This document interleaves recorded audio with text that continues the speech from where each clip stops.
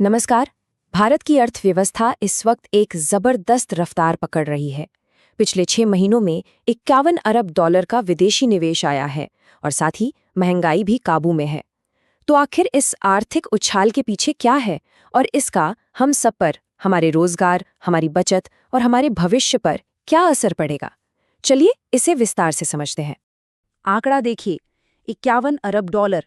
ये वो रकम है जो सिर्फ पिछले 6 महीनों में विदेशी निवेश के तौर पर भारत आई है। और ये कोई अंदाजा नहीं है, डीपीआईआईटी ने इसकी पुष्टि की है। ये आंकड़ा अपने आप में भारत की बढ़ती आर्थिक ताकत का एक बहुत बड़ा सबूत है। समझिए, ये सिर्फ पैसा नहीं है, ये एक मजबूत भरोसा है। दुनिया के बड़े बड़े निवेशक आज भारत पर दांव लगा रहे हैं। उन्हें हमारी विकास की कहानी पर और हमारी स्थिर नीतियों पर पूरा यकीन है।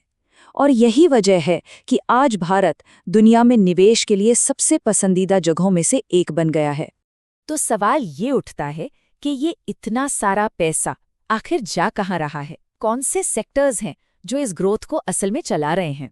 चलिए इस ग्रोथ इंजन के अंदर झांकते हैं और देखते हैं कि कौन से क्षेत्र सबसे ज्यादा चमक रहे हैं। ये निवेश मुख्य रूप से सर्विसेज, मैन्युफैक्चरिंग और टेक्नोलॉजी जैसे मजबूत सेक्टर्स में आ रहा है। लेकिन असली कहानी तो भविष्य के उद्योगों में लिखी जा रही है, खासकर ग्रीन एनर्जी और सेमीकंडक्टर्स में। ये एक सोची समझी रणनीति का हिस्सा है जो आने वाले कल की वैश्विक अर्थव्यवस्था में भारत को एक लीडर के तौर पर स्थापित कर रहा है। अगर हम और गहराई में जाएं तो मैन्युफैक्चरिंग में इलेक्ट्रॉनिक्स और ऑटोमोबाइल्स सबसे आगे हैं। डिजिटल दुनिया में एआई और क्लाउड कंप्यूटिंग में जबरदस्त निवेश हो रहा है। और बात यहीं खत्म नहीं होती। रिन्यूएबल एनर्जी, सेमीकंडक्टर्स और यहाँ तक कि हमारी क्रिएटिव इंडस्ट्रीज, जिसे ऑरेंज इकोनॉमी कहते हैं, वो भी तेजी से आगे बढ़ रही हैं। इसका सीधा मतलब है हर सेक्टर में नौकरियों के नए मौके। देखिए, ये तरक्की कोई अचानक नहीं हुई है। इसके पीछे है सरकार की सोची समझी नीतियां। पीएलआई स्कीम और मेक इन इंडिया जैसी पहलें कंपनियों को भारत में ही उत्पादन करने के लिए प्रोत्साहित कर रही हैं। इससे निवेशकों को एक साफ संदेश जाता है, भारत व्यापार के लिए तैयार है और हम यहाँ आपकी सफलता सुनिश्चित करने के लिए प्रतिबद्ध हैं। अब एक तरफ तो ये विदेशी निवेश है जो रफ्तार दे रहा है, लेकिन सिक्के का दूसरा पहलू भी है, देश के अंदर महंगाई को काबू में रखना। और यहीं पर भारतीय रिजर्व बैंक की भूमिका सबसे अहम हो जाती है, जो विकास और महंगाई के बीच एक बहुत नाजुक संतुलन बनाए हुए है। और अच्छी खबर ये है कि दिसंबर 2025 में खुदरा महंगाई सिर्फ 1.33% थी। यह आरबीआई के 6% के लक्ष्य से काफी नीचे है। इसका सीधा मतलब ये है कि आरबीआई के पास अर्थव्यवस्था को और इम्पल्सो देने के लिए ब्याज दरों में कटौती करने की गुंजाइश है, वो भी बिना कीमतें बढ़ने की चिंता किए। आरबीआई का सबसे ताकतवर हथियार है रेपो रेट। अगर आसान भाषा में कहें तो ये वो ब्याज दर है जिस पर बैंक आरबीआई से कर्ज लेते हैं। जब आरबीआई इस दर को कम करता है तो बैंकों के लिए पैसा उधार लेना सस्ता हो जाता है और इसका फायदा वो सीधे ग्राहकों तक पहुंचाते हैं, यानी सस्ते होम लोन, कार लोन और बिजनेस लोन। ये अर्थव्यवस्था में खर्च को बढ़ाने का एक सीधा तरीका है। अभी रेपो रेट 5.25% पर है। पिछले एक साल में आरबीआई ने विकास को सहारा देने के लिए लगातार दरों में कटौती की है, कुल मिलाकर 1.25% की कमी। ये एक साफ संकेत है कि केंद्रीय बैंक के लिए आर्थिक विकास इस वक्त सबसे बड़ी प्राथमिकता है।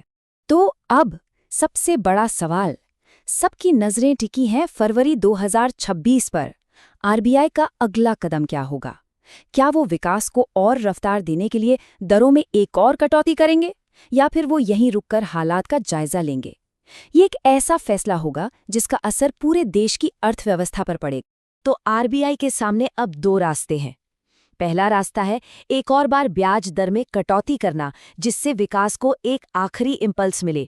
और दूसरा रास्ता है एक रणनीतिक विराम लेना, ताकि ये देखा जा सके कि पिछली कटौतियों का जमीन पर क्या असर हुआ है। ये एक क्लासिक दुविधा है, अभी ग्रोथ को और इम्पल्स दें या भविष्य के लिए कुछ ताकत बचाकर रखें। चलिए अब जरा इस तात्कालिक तस्वीर से हटकर लंबी अवधि की बात करते हैं। बड़ी तस्वीर क्या कहती है, भारत का भविष्य कैसा दिखता है और दुनिया के मंच पर इसकी क्या भूमिका होने वाली है। भारत का भविष्य कुछ बेहद मजबूत स्तंभों पर खड़ा है। हमें ग्लोबल मैन्युफैक्चरिंग हब बन रहे हैं, क्योंकि दुनिया अब चीन+1 रणनीति पर चल रही है। हमारी युवा आबादी हमारी सबसे बड़ी ताकत है और टेक्नोलॉजी में हमारी लगातार बढ़ती लीडरशिप हमें भविष्य के उद्योगों में सबसे आगे रखती है। लेकिन क्या ये रास्ता बिल्कुल साफ है? जी नहीं। एक संतुलित नजरिया रखने के लिए हमें उन वैश्विक जोखमों को भी समझना होगा जो हमारे विकास की इस कहानी की रफ्तार को धीमा कर सकते हैं। देखिए, अगर दुनिया भर में मंदी आती है तो हमारे निर्यात पर असर पड़ सकता है। तेल की बढ़ती कीमतें महंगाई को फिर से बढ़ा सकती हैं और दुनिया में कहीं भी कोई तनाव हमारी सप्लाई चेन्स को मुश्किल में डाल सकता है। ये वो असल खतरे हैं जिनके लिए हमारे नीति निर्माताओं को तैयार रहना होगा। तो कुल मिलाकर तस्वीर ये है, भारत की आर्थिक गाड़ी पूरी रफ्तार में है और अवसर बहुत बड़ा है। लेकिन इस रफ्तार को एक स्थायी सफलता में बदलना पूरी तरह से स्मार्ट और सही समय पर लिए गए नीतिगत फैसलों पर निर्भर करेगा। अब सवाल ये नहीं है कि क्या भारत आगे बढ़ेगा, सवाल ये है कि हम कितनी ऊंची उड़ान भरेंगे।